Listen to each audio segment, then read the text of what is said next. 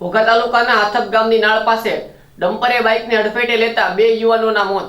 ઘોઘા તાલુકાના હાથપ ગામની નાળ પાસે રેતી ભરેલા ડમ્પર અને બાઇક વચ્ચે અકસ્માત સર્જાતા 2 યુવાનોના મોત થયા હતા, જેમાં સંત બહાદુર નેપાલી અને મહેન્દ્ર નેપાલી નામના 2 યુવાનોનું મોત નીપજ્યું હતું અને લોકોના ટોળે એકઠા થયા હતા।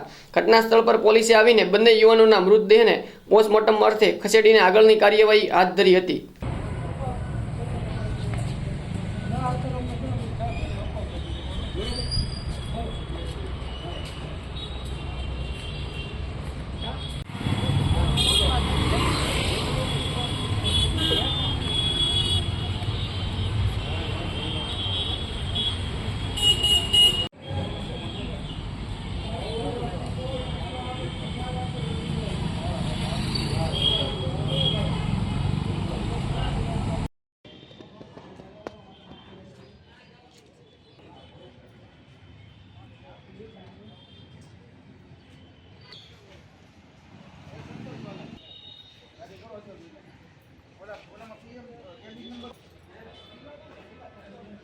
મહેન્દ્ર છે ને